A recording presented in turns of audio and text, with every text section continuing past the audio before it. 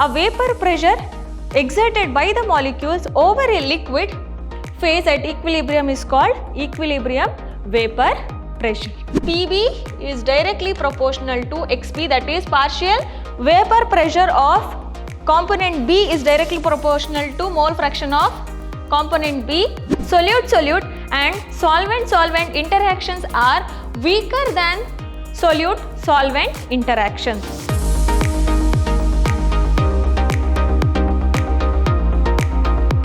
Hello everyone, this is Harshita Bhavasar from Vidyashram PU College, Temple of Excellence. Today I am going to start session 3 from the chapter Solutions. Okay, in the last class we have discussed about expressing the units of concentration of solution, in that mole fraction, mass percentage, mass by volume percentage, everything we have discussed along with solubility. Okay, in that solubility concept, solubility of a solid in liquid as well as solubility of gas in liquid, also effect of temperature and pressure over those concepts. In today's session, we will discuss about equilibrium vapor pressure of a liquid, Raoult's law, ideal and non-ideal solution and azeotropes. This session is also very much important regarding to your examinations. So, we will discuss deeply equilibrium vapor pressure of a liquid. What do you mean by equilibrium vapor pressure of a liquid? Means take a closed container which is containing liquid, and in a liquid the liquid should be volatile. When the liquid is going to be volatile, what will do? It will escape from the liquid stage to vapor stage. Okay, in that there is a chance of vapor to condensed stage also. At certain equilibrium, it will reach the rate of vaporization and rate of condensation will be equal.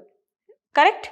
So, the pressure exerted by the molecules of the vapor phase on the liquid phase at equilibrium is called equilibrium vapor phase. At some time or at some stage, a vapor pressure exerted by the molecules over a liquid phase at equilibrium is called equilibrium vapor pressure. For simplicity, it is also called vapor pressure. Okay, we can also call vapor pressure or equilibrium vapor pressure. Here liquid should be volatile and also the two stages can also be seen. A constant temperature, different liquids have different vapor pressures since they depend on nature of liquids. At constant temperature, what will happen? Different liquids have different vapor pressures, and why it will be having different vapor pressures? Because the nature of different liquids will be different. So, different liquids will have different vapor pressures at constant temperature. Next, the vapor phase of a binary solution placed in a closed vessel consists of vapors of both the components. Here, vapor pressure of a solution of liquid, in liquid we are seeing. So, the vapor phase of a binary solution placed in a closed vessel consists of vapor of both the components. Both the components in a binary solution means solute and solvent. Here, both the components vapor pressure or vapor phase will be present in a closed container. The French chemist F.M. Raoult in 1886 gave a quantitative relationship between partial pressures of the components in the vapor phase and their mole fractions in the solution phase. This relationship is known as Raoult's law. A French chemist who is known as F.M. Raoult in 1886, he gave a quantitative relationship of the vapor phase of two components as well as the mole fraction of binary solution or solution. This relationship gave a idea or gave a statement for Raoult's law. Next, Raoult's law for resolutions of two liquid components. We will see now what is Raoult's law in two component having liquid. Have a liquid having two components. Raoult's law states that for a solution of volatile liquids, the partial pressure of each component in the vapor phase is directly proportional to the mole fraction of respective component in the solution phase at a given temperature. What does Raoult's law will tell? Already we know that Raoult's law is giving a quantitative relationship between vapor phase of two components in a binary solution as well as a mole fraction of the solution. So here we have to understand that for a solution of volatile liquid, here completely volatile liquids only we are taking, the partial pressures of each component in the vapor phase is directly proportional to the mole fraction of the respective component in the solution phase at a given temperature.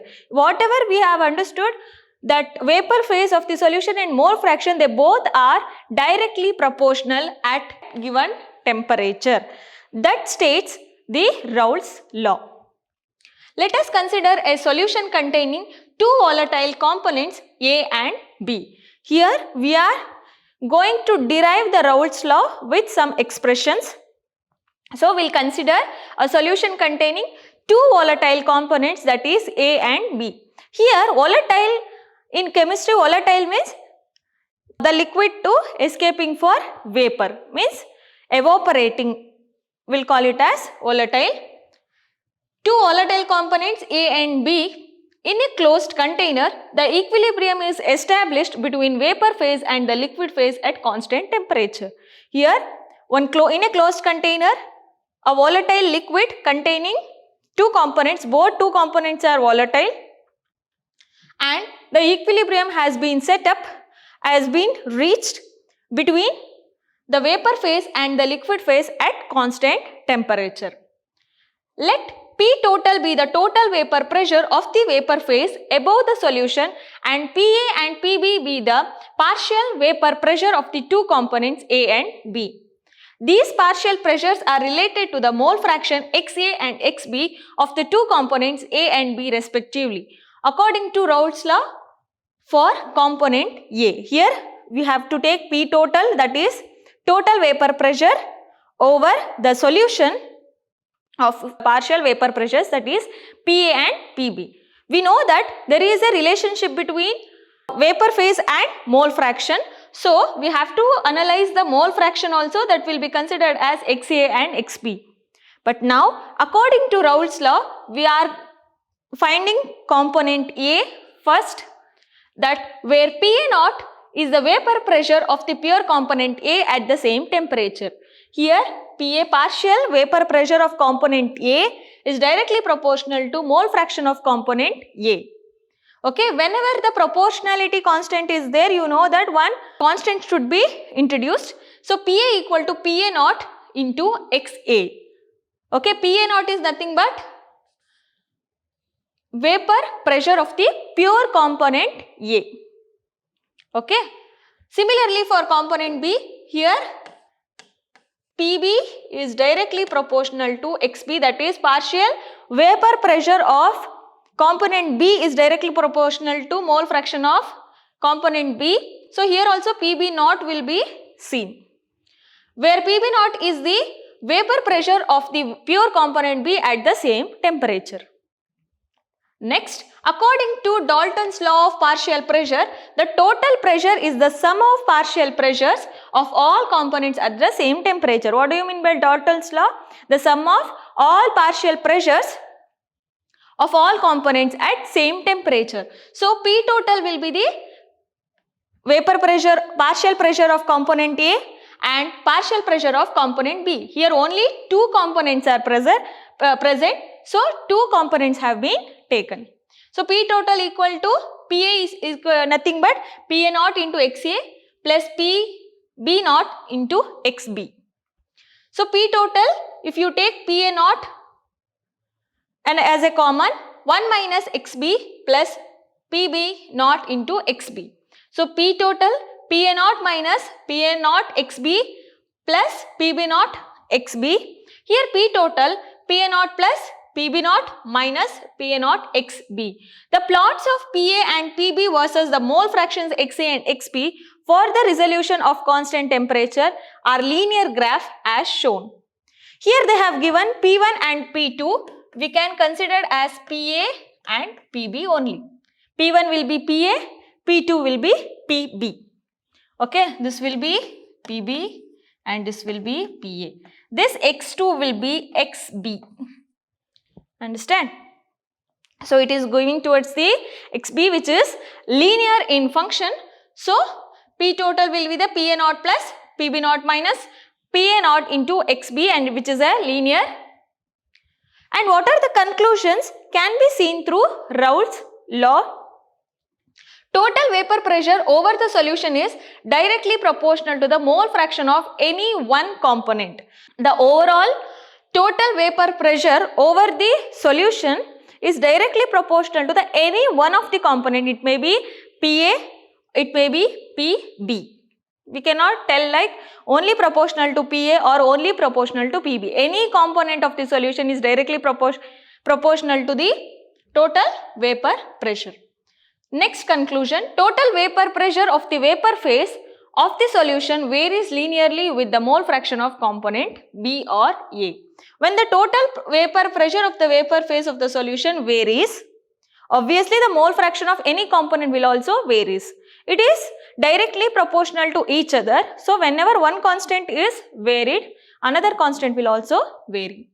Depending upon the vapor pressures of the pure components A and B, total vapor pressures over the solution decreases or increase with the increase of mole fraction of component A.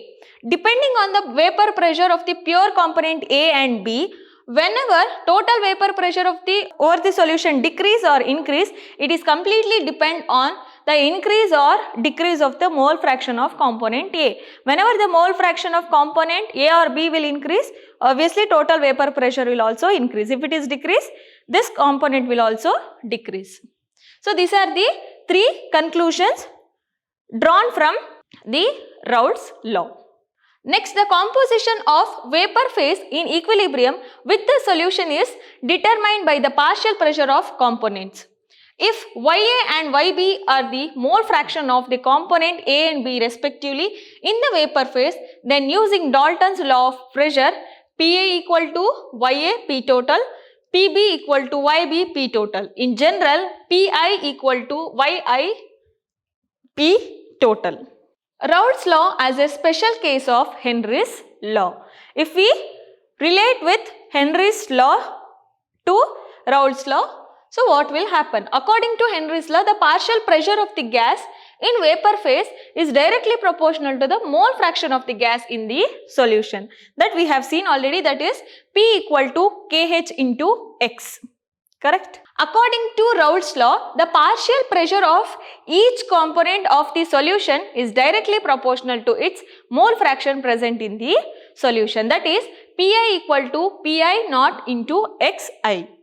By comparing equations from Henry's law and Raoult's law, we can conclude that partial pressure volatile liquid or gas is directly proportional to its mole fraction in solution. In Henry's law, partial pressure of the gas is directly proportional to the mole fraction. In Raoult's law, the partial pressure of each component of volatile liquid will be directly proportional to the mole fraction of solution. So, by comparing these two, the partial pressure of volatile liquid or gas is directly proportional to the mole fraction of its component or solution. So, only the difference is the proportionality constant Kh and Pi naught. Kh will be seen in Henry's law, Pi naught will be seen in Raoult's law. Hence, Raoult's law is a special case of Henry's law in which Kh is equal to Pi naught. See, this comparison you should know, and you should note this, the relation expression. After this Henry's law, Raoult's law or everything, we'll see ideal and non-ideal solutions of two liquid components. Okay, what do you mean by ideal and non-ideal solutions? The binary solutions of the volatile liquids can be classified into two types. They are ideal and non-ideal solutions. That is the binary solutions of volatile liquids. Okay, I will see now ideal solution. A solution which obeys Raoult's law at all concentration range of the components and temperature is called an ideal solution. Ideal solution is nothing but a solution which obeys the Raoult's law. You know now what is Raoult's law. So, this solution should obey the Raoult's law at all the concentrations range of the components and temperature. Whatever the temperature, whatever the concentration, this solution, whenever the solution will obey Raoult's law, that solution will be considered as ideal solution. And the general properties of ideal solution is they should obey Raoult's law, very first general characteristics, and the volume of mixing should be no change while the formation of any liquid, okay. Volume of mixing should be equal and should not change, and also enthalpy of mixing should also not change while the formation. In ideal solution, solvent and solute interactions are equal to the solute-solute and solute-solvent and also solvent-solvent interactions. Okay, the interaction of solute and solvent should be equal to solute-solute and solvent-solvent interactions. There are some examples: benzene and toluene, N-hexane and N-heptane. This is about ideal solution. Once again, ideal solution is nothing but a solution which should obey the Raoult's law over all the concentration range and of the component and temperature, and the general characteristics, they should obey Raoult's law. Volume of mixing should not change during the formation. Enthalpy of mixing should not change during the formation, and also solute-solvent interaction should be equal to solute-solute and solvent-solvent interaction, and some of the examples are toluene and benzene and also N-heptane and N-hexane. Next, non-ideal solution. It is the completely controversial of ideal solution. A solution which does not obey Raoult's law at all concentrations range is called non-ideal solution. Means it should not obey the Raoult's law at all concentrations. Example: HCl and water, ethyl alcohol and water, ethanol and acetone. The general characteristics, they should not obey Raoult's law, and the volume of mixing is not at all same, and enthalpy of mixing is also not at all same during the formation. The force of attraction between A and B molecules will be greater or lesser than that of A and B and B. Means solute and solvent interactions will be greater than solute-solute or solvent-solvent interaction, or lesser than that. These are the general characteristics and examples of non-ideal solutions. Major difference: ideal solutions will obey Raoult's law, non-ideal solutions does not obey Raoult's law. Next, non-ideal solution with positive deviation. Even non-ideal solutions have the two categories, that is non-ideal solution with positive deviation, non-ideal solution with negative deviation. We will see now first non-ideal solution with positive deviation. The solution for which the total vapor pressure is higher than that of an ideal solution of same composition and temperature are called solution with positive deviation.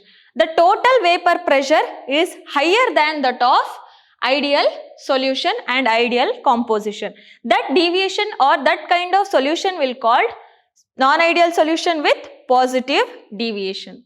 And the solute-solute and solvent-solvent interactions are stronger than solute-solvent interaction. Okay, the same kind of interactions, that is solute-solute and solvent-solvent interactions, are stronger than solute-solvent interaction. See here, stronger than vapor, here vapor pressure we are seeing, and vapor pressure is also higher than ideal solution. So, here the upper range can be seen, and here Pa is nothing but partial vapor pressure of a component A, Pb is partial vapor pressure of component B, H mixing is change in enthalpy of mixing, V mixing is change in volume of mixing, seen in this graph. And Pa is greater than Pa naught into Xa, that is mole fraction, Pb is greater than Pb naught into Xp, enthalpy of mixing is also greater, volume of mixing is also greater. Total vapor pressure is more than as expected from Raoult's law. Example, solution of ethanol and acetone. Next, non-ideal solution with negative deviation. It is a controversial of or opposite of the non-ideal solution of positive deviation. Here the solution for which the total vapor pressure is lower than that of the ideal solution of composition and temperature called negative deviations. Here solute-solute and solvent-solvent interactions are weaker than solute-solvent interactions. So here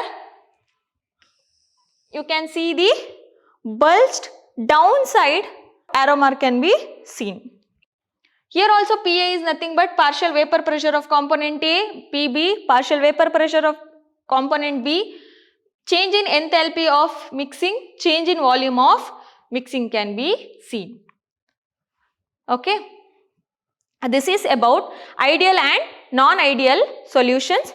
In that, non-ideal solution with positive deviation, non-ideal solution with negative deviation. We'll see now what is azeotropes. Binary liquid mixtures having the same composition in liquid and vapor phase and boil at a constant temperature are called azeotropic mixture. Means binary liquid mixtures having the same composition, having same vapor pressure, and it will boil at same constant temperature, we'll call it as azeotropes. Example, 95% of ethyl alcohol and 5% of water by volume, 68% of nitric acid and 32% of water by mass. And we'll see two kinds of azeotropes here, that is minimum boiling azeotrope and maximum boiling azeotrope. After boiling only we can say that is azeotrope, and in that also minimum boiling and maximum boiling azeotropes are present. Minimum boiling azeotropes are nothing but a solution which show large positive deviation from Raoult's law are called minimum boiling deviation, which show large deviation from Raoult's law. That is nothing but minimum boiling azeotrope, that is ethanol and water having the boiling point of 373 Kelvin. Okay, and also ethanol plus chloroform mixture of 332.3 Kelvin, and maximum boiling which show a large negative deviation. Okay, positive deviation means minimum boiling, large negative deviation means maximum boiling azeotrope. Example, ammonia and water mixture boiling point 393 Kelvin, water and hydrogen iodide at boiling point 400 Kelvin. These are the types of azeotropic mixture. Next, vapor pressure of solutions of non-volatile solids in liquids. What will be the vapor pressure of solution when non-volatile solid in liquid is present? Non-volatile means it will not evaporate so easily. In a pure liquid, the entire surface is filled by only liquid molecules, but when non-volatile solute is dissolved in the liquid, a pan of liquid surface is also occupied by solute particles. If it is only liquid is present, all liquid molecules only present. Whenever you have added non-volatile solute or solid has been introduced in the liquid, a pan of surface will also produced. Since the attractive forces between solute and solvent particles are strong, the escaping tendency of solvent molecules decreases. Here what will happen? The solute and solvent particles will attract with a strong forces, then the escaping tendency will decrease. Escaping tendency means volatility will decrease. This decreases the vaporization of the liquid due to the attractive force between solute particles and solvent particles. Therefore, the vapor pressure of a solution is less than that of the pure solvent. Here the vapor pressure will decrease than the pure solvent. The decrease in the vapor pressure of a solvent depends on the quantity of non-volatile solute present in the solution irrespective of its nature. Here, the decrease in the vapor pressure of a solvent will depend on the quantity of non-volatile solute has been added. If the quantity of non-volatile solute is more in the liquid or solvent, the escaping tendency will decrease irrespective of nature of the solute. Let PA0 and PA be the vapor pressure of pure solvent and solution respectively. Then the decrease in vapor pressure is equal to PA0 minus PA. According to Raoult's law, the decrease in vapor pressure is directly proportional to the mole fraction of the solute in the solution, that is PA0 minus PA is directly proportional to the XP, which is a mole fraction of component B or mole fraction of solute. Okay, this is about vapor pressure of non-volatile solute in solvent or non-volatile solid in liquid. Okay, here you have understood that how Raoult's law will affect, or Raoult's law will show the relationship between vapor pressure and the mole fraction of a solution with various kinds of ideal and non-ideal solutions. In the next session, we will discuss about colligative properties and determination of molecular masses. I hope you have understood completely whatever I have taught today. We will meet in the next session. Thank you.